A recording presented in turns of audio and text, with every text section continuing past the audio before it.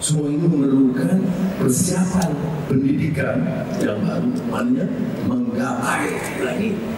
Tetapi kalau kita kasih gapai langit, kita tinggal rasa. Sebab itu menggapai langit, di samping itu mengakar ke bumi. Maka soal bahasa kebangsaan itu harus diutamakan. Jadi baru-baru ini beberapa bulan yang lalu saya tekankan tanpa tolak ansur, siapa saja tanpa kecuali, termasuk syarikat-syarikat tempatan, syarikat antarabangsa dikecualikan di dunia, mau menulis pada mana-mana jabatan kerajaan mesti dengan bahasa kebangsaan yang baik. Dah dalam dekad-dekad masih mengangkat-angkat masalah bahasa. Masalah kamu. Jangan bebankan negara. Syarikat untung ratusan juta ringgit. Tak boleh ambil satu dua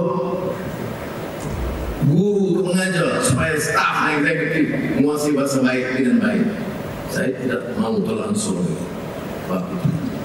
Tetapi kita juga tahu itu mengakar ke bumi.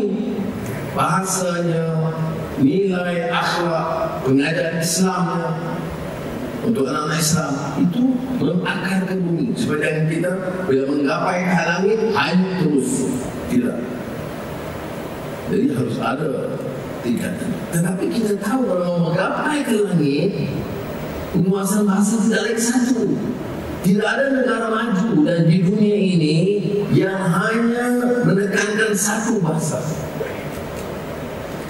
Malah dalam tradisi Islam kita lihat juga Rasulullah SAW itu mengizinkan Salman Al-Farsi menterjemahkan Quran dalam bahasa Farsi.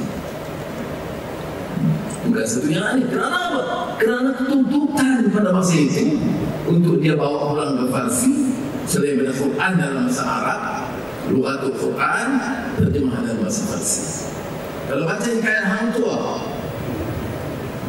Tuah itu dianggap Laksmana ulung Melayu kerana juga penguasaan bahasa yang baik.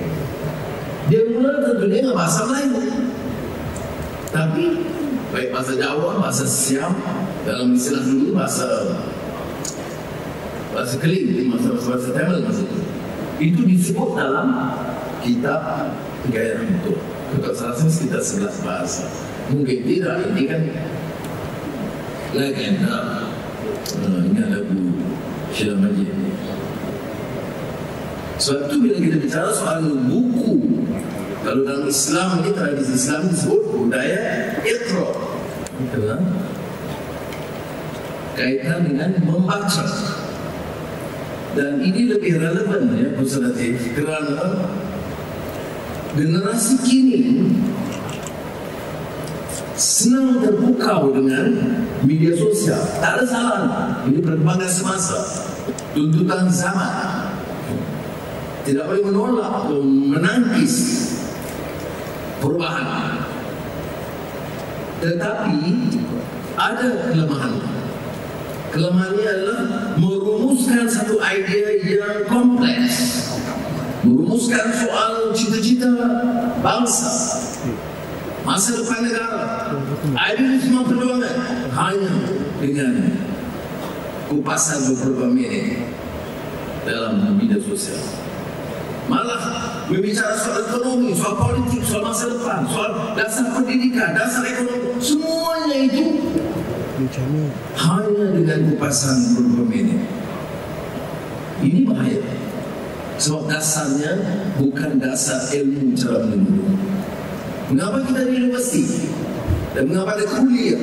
Kuliah dia kulli. Dia menyeluruh.